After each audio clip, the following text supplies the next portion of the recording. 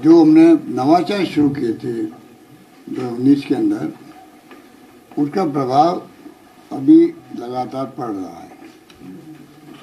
उसके कारण से संख्या ज़्यादा बढ़ी है। पहले मैंने कहा था मेरे जवानों को कि अगर आप कंपल्सरी करेंगे FIR थाना के अंदर, और FIR थाना में नहीं हो जाए तो SP का फिल्म होगी।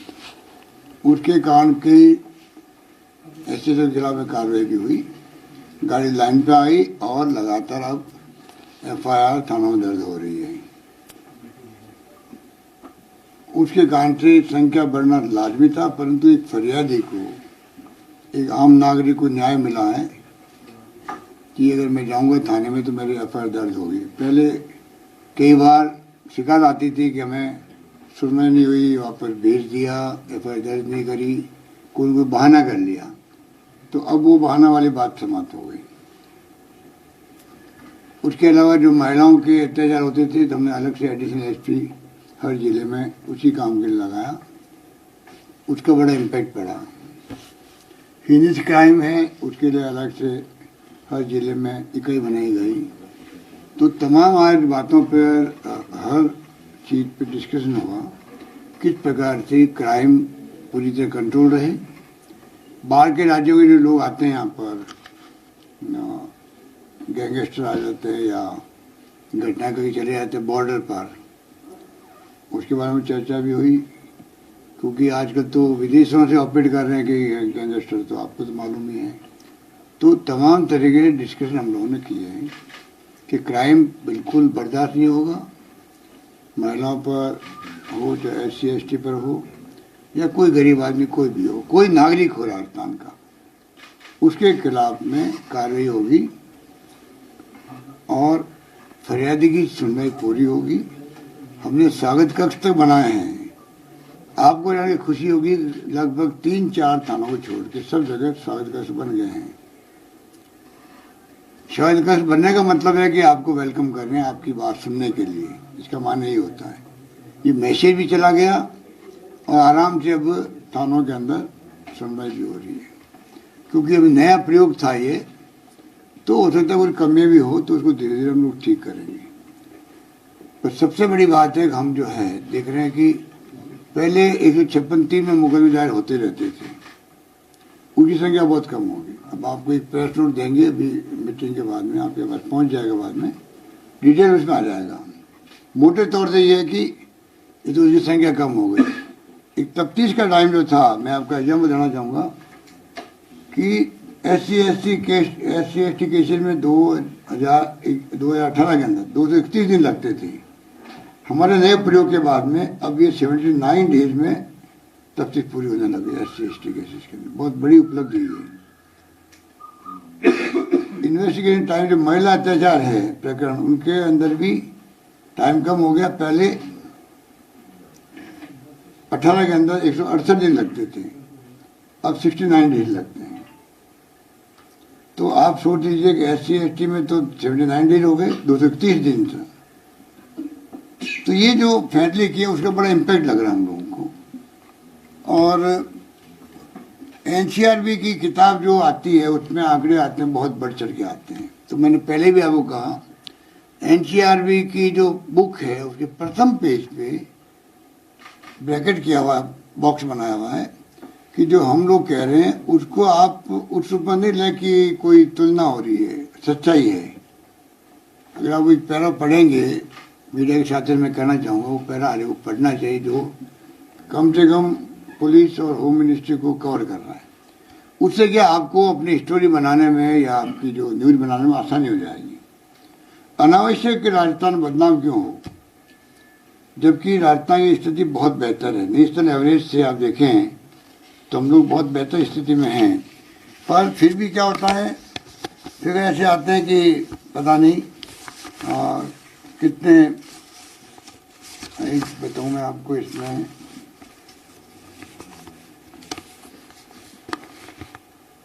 मैं आपको भी वो भेज दूंगा, इसको डिटेल में टाइम लग जाएगा। पर जो स्थिति है उसमें आप समझ लीजिए कि ओवरऑल कंट्रोल कर रहे हैं अपन नेशनल एवरेज से विभिन्न क्राइम में, हम लोग बहुत अच्छी स्थिति में हैं, वो आपको आंकड़े में अभी भेज देता हूँ। इसके अलावा जो है, जो कुछ भी कोई भी पुलिस का अधिकारी कर्मचारी किसी भी स्तर का हो, कांस्टेबल भी हो, अगर नेक्सस रखेगा हो किसी क्रिमिनल से, तो उसको या तो डिसमिस करेंगे, कंपल्सरी रिटायरमेंट, अरेस्ट करना, अभी अरेस्ट हुए भी हैं, आईपीसी के खिलाफ आईपीसी के अंतर्गत मुकदमे दर्ज भी हुए हैं, तो उसको हम बख्शेंगे नहीं। मतलब नो जीरो टॉलरेंस वाली बात है कि ऐसी स्थिति नहीं बननी चाहिए कि अगर कोई बाहरी खेत को खाना लग जाए फिर क्या करें। तो जो पुलिस रक्षक है वो अगर मिल जाए अपराधी से तो फिर कैसे काम चलेगा। तो हम लोगों ने तय किया है। दूसरा, जो ड्रग का प्रॉब्लम पैदा हो रही है बच्चों में स्कूल और कॉलेज के अंदर, वो भी चिंता का विषय बना हुआ है। तो उसके लिए हम चाहेंगे कि एक अभियान चले, अभिभावकों तक बात जाए, शिक्षा विभाग को इन्वॉल्व करेंगे, जो कम से कम टीचर तक बात पहुंचे, और जहाँ भी डाउट लगे उनको वहाँ वो पुलिस को इतला करने तो है ही, ये साथ में उनके पेरेंट्स को इतला भी करें, जिससे कि ये भी एक बड़ी प्रॉब्लम मैं समझता हूँ कि है। एक जो इम्पोर्टेंट निर्णय हमने किया कि जो आपको याद होगा, पहले मैंने एक बार निर्णय किया था 8 बजे के बाद में शराबी दुकान नहीं खुली रहनी चाहिए। बहुत अच्छा इम्पैक्ट पड़ा था पूरे प्रदेश के अंदर, विशेषकर महिलाओं और बच्चों में बहुत बड़ा वेलकम भी हुआ था। उस वक्त धीरे धीरे डायलूट हो गया वो, जो हम महसूस करते हैं। आज हमने निर्णय किया कि वापस जो है, जो 8 बजे के बाद शराब अगर बिकती मिलेगी, उस जो एरिया के थानेदार हैं, थानेदार सीओ की जिम्मेवारी होगी, जिसका एरिया पूरा, ओवरऑल जिम्मेवारी एसपी की होगी कि जिले में 8 बजे के शराब बाद में बिके नहीं।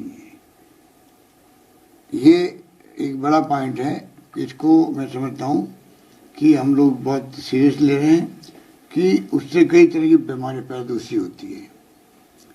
तो ये एक है।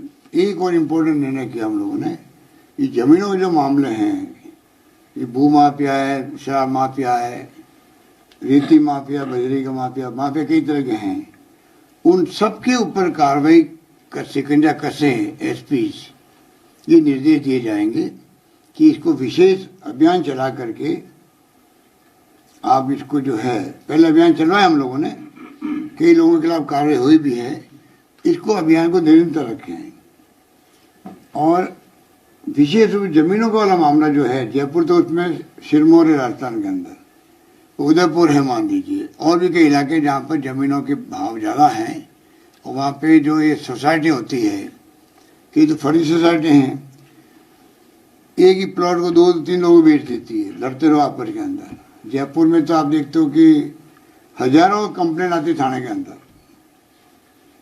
थानों में 50,000 तक कंप्लेंट आ रही है। बताइए आपस में कितने लोग दुखी होते होंगे, और केस रजिस्टर होते रहते हैं।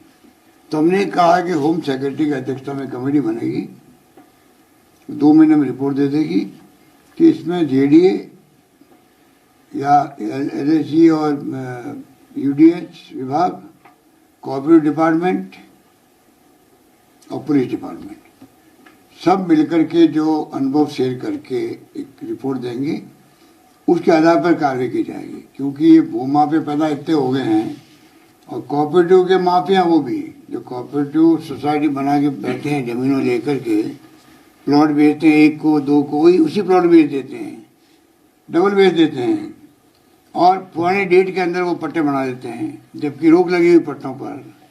तो ये तमाम जांच भी होगी, उनके खिलाफ में कार्रवाई भी होगी। इसको हमने तय किया कि इस काम को हम लोग बढ़ाएंगे।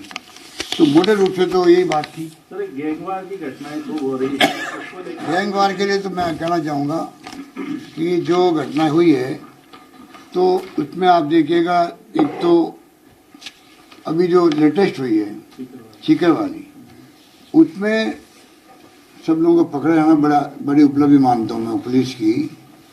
और कन्हैया वाला मामला था, उस वक्त भी जो पकड़े गए दोनों, वो बहुत गंभीर घटना थी, वो उस पर पकड़े गए। बाकी भी देखिए, गलता गेट पे जो एक कारोबारी हत्या हुई थी, वो लाखों की लूट हुई थी, वो तो वहाँ भी पुलिस ने कार्रवाई की, 7 अपराधियों को गिरफ्तार किए दिल्ली से, वो आपको मालूम है। और सीकर के कोचिंग संचालक के 12 वर्षीय पुत्र को अपहरण किया, उसको बरामद कर लिया, तो वो भी बहुत त्वरित कार्रवाई हुई थी। तो घटना तो हुई है, पर घटना साथ में उसका एक 108 वर्षीय महिला थी, उसका पैर को चांदी का कड़ा काट लिया, ले गए। वही पुलिस ने मतलब वो उसकी किराएदार था, पूर्व किराएदार युवक को पकड़ लिया। तो घटना जो आप बता रहे हो रेलवे ट्रैक वाला किस्सा आया था उदयपुर वाला, वो भी इमीडिएटली खुलासा हो गया। और खुफिया भी जो ये घटना हुई सीकर वाली, कहने का मतलब राजस्थान पुलिस ने अच्छा काम किया, अच्छे काम को अप्रिशिएट करना चाहिए। कमियां होगी उसको हम लोग पॉइंट आउट करेंगे। तो इस प्रकार से हम लोगों ने बैठ के डिसीजन किया। सर, पड़ोसी राज्य जो है सर, जितने माफिया हैं, जितने गैंगस्टर हैं, वो राजस्थान को बहुत सेफ जोन मानते हैं, इसलिए यहाँ पर आते हैं, छुपते हैं, अपना ठिकाना बनाते हैं। देन उसके बाद कुछ दिनों बाद एक बड़ी वारदात को अंजाम देके चले जाते हैं। डिस्टर्ब होता है पूरा राजस्थान और पुलिस को परेशान होना पड़ता है कुछ चीजों को लेकर के। देखिए, पुलिस चाक चौबंद है, ये इनकी जानकारी में है। ये तो क्या जानकारी में नहीं हो गई बात, ये जानकारी में है कि ये राजस्थान में आ रहे हैं, जो बॉर्डर डिस्ट्रिक्ट उस वहाँ तक आ रहे हैं। तो पुलिस चाक चौबंद है और निर्देश दे दिए हम लोगों ने, विशेष उन पर ध्यान रखे। उन पर ऐसी जो माने हुए गैंगस्टर हैं, नाम आप सब जानते हो, कोई बाहर बैठा विदेशों में बैठे हुए हैं, वहाँ से वो ऑपरेट करते हैं, कोई जेल से करते हैं। तो तमाम तरह की डिटेल हमने डिस्कशन किए हैं और कार्रवाई उसी रूप में होगी। देखा जाए तो आपने सर आजमबाग गैंगस्टर प्रकरण कुछ लोगों को गारंटी प्रमोशन देने की बात कही थी, और अभी जो आपने 108 वर्ष की जिस महिला का जिक्र किया उसमें भी गारंटी प्रमोशन देने की बात कही थी, लेकिन आदेश अभी तक जारी नहीं हुए। कुछ लोगों को मिल जाते हैं, कुछ लोगों को अभी तक नहीं मिले प्रमोशन। तो सर ऐसे में पुलिस जो कांस्टेबल है वो हेड कांस्टेबल में प्रमोशन हुए हैं, वो भी सर थोड़े फ्रस्ट्रेशन में जा रहे हैं। देखिए, आपको जिसने ब्रीफ किया होगा उसको मेरे पास भेज दीजिए, ठीक है। सर, आज चुनाव परिणाम भी आए हैं, सरदार शहर के भी और हिमाचल के अच्छे परिणाम भी आए हैं। देखिए, राजस्थान में बाई इलेक्शन हम जीते हैं, अब 9 बाई इलेक्शन हुए राजस्थान में, उसमें 7 चुनाव कांग्रेस ने जीते, आज 7वां था। और बीजेपी ने एक जगह तो थर्ड पे रही थी वो, और एक जगह जमान जब्त हुई थी। तो इसलिए राजस्थान में माहौल, हमारे विपक्षी साथी जो हैं वो पूरा प्रयास करते बिगाड़ने का, अफवाह फैलाने का, झूठे आरोप लगाने का। जनता ने सदा सर की जनता ने जवाब दे दिया करारा। और हमारी जो योजनाएं हैं राजस्थान की, वो भी मिसाल है। राजस्थान की योजनाएं देश में कहीं नहीं है। राजस्थान वासियों को गर्व करना चाहिए कि जो योजना हमने बनाई है, लंबी लिस्ट है उसकी, तो स्वास्थ्य योजना के अलावा भी वो तो एक्स्ट्राऑर्डिनरी ही है, पर सारी योजनाएं एक से बढ़ के एक है, जो कंट्री में लगभग मैं समझता हूँ कि अधिकांश राज्यों में नहीं है, और कुछ योजना कहीं नहीं होगी। तो ये तो राजस्थान वासियों को गर्व भी होना चाहिए कि सरकार संवेदनशील है, पारदर्शी है और जवाबदेही प्रशासन चाहती है और प्रयास करती है निभाने का। तो ये माहौल मैं समझता हूँ कि जो ये चुनाव जीते हम लोग, उसमें कांग्रेस की जो पॉलिसी, प्रोग्राम, प्रिंसिपल तो है ही है, पर साथ में जो है ये जो राजस्थान के जो फैसले हैं गुड गवर्नेंस के, उस पर मोड़ लगी है। आपका ओपीएस सर हिमाचल में भी चला है, ओपीएस के आधार पर चुनाव लड़ा था, उसमें हिमाचल में कांग्रेस जीती है। ओपीएस का मुद्दा वहाँ बना हुआ था, हिमाचल में गया था वहाँ पर शिमला, तो ओपीएस का मुद्दा बना हुआ था, लग रहा था कि ये मुद्दा चल जाएगा, और चला वहाँ पर, चुनाव जीत गए। गुजरात में नहीं कर पाए, गुजरात में अच्छा परफॉर्म नहीं कर पाए। अब गुजरात में कोई चुनाव कोई उनकी जीत मानी जाएगी क्या? जब प्रधानमंत्री जी और देश के प्रधानमंत्री सारा देश का शासन छोड़ करके वहाँ बैठे हुए हैं। जब से यूपी चुनाव जीते हैं तब से मोदी जी हम लगातार वहीं आते गए हैं, गृह मंत्री ने वही कैम्प कर रखा है। तो ये तो मैं समझता हूँ कि जो हालात थे, जिस प्रकार से कैंपेन कर रहे थे, तो लग रहा था कि ऐसी स्थिति आ सकती है। और जनता में अगर रिएक्शन हुआ, अंडरकरंट हुआ, क्योंकि ये मैं दावे के साथ कह सकता हूँ चुनाव भले वो जीत गए हों, परंतु जितनी एंटी इनकम्बेंसी वहाँ थी, सरकार विरोधी लहर थी, वैसी लहर मैंने कहीं नहीं देखी। तो आप सोच सकते हो कि गुजरात में सरकार कैसी चल रही है। चुनाव जीतना तो एक बात है, लड़ाई विचारधारा की होती है, प्रिंसिपल की होती है, प्रोग्राम की होती है। उसमें हमें संतोष है कि हमारा जो रास्ता है कांग्रेस का, वो देश हित में रास्ता है और उसी में चलना चाहते हैं। जो यात्रा निकल रही हमारी भारत जोड़ो यात्रा, वो भी उसी का परिणाम है कि राहुल गांधी चाहते हैं कि देश में प्यार, मोहब्बत, भाईचारा की राजनीति हो, हिंसा नहीं हो, और साथ में महंगाई और बेरोजगारी की बहुत बड़ी चुनौती है देश के सामने, उस पर ध्यान जाए केंद्र सरकार। यही तुम कह रहे हैं। तो ये लड़ाई जो है, कौन जीतेगा कौन हारेगा वो तो समय बताएगा। डेमोक्रेसी के अंदर चुनाव तो हमने बहुत जीते हैं आज़ादी के बाद में, पर आज भी हमारा रास्ता मानते हैं कि देश हित में रास्ता है, वो है संविधान की रक्षा का, लोकतंत्र मजबूत रहे देश के अंदर, सरकार आती रहेगी जाती रहेगी। उसकी बजाय हम चिंता करते हैं हमारे प्रोग्राम, पॉलिसी और प्रिंसिपल जो है कांग्रेस के, वो हमेशा यहाँ पर मजबूत बने रहें। बीजेपी वाले आपके खिलाफ जन आक्रोश रैली निकाल रहे हैं। वो तो पहले ही यात्रा के निकाल चुके हैं, 4 साल में मुद्दा एक नहीं बना पाए, और अब वो जन आक्रोश रैली में जा कौन रहा वहाँ पर? कोई नहीं जा रहा। सर एक सवाल, यात्रा फेल हो रही है उनकी, फेल होगी।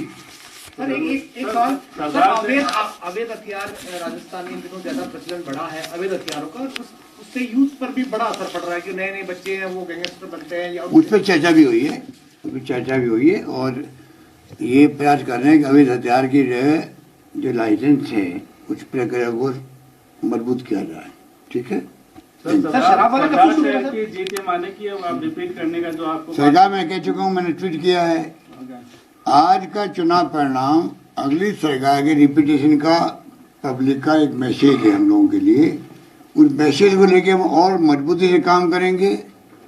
बजट आ रहा हमारा, मजबूती से बजट पेश करेंगे। पिछली बार बजट आया था तभी लोगों ने वेलकम किया।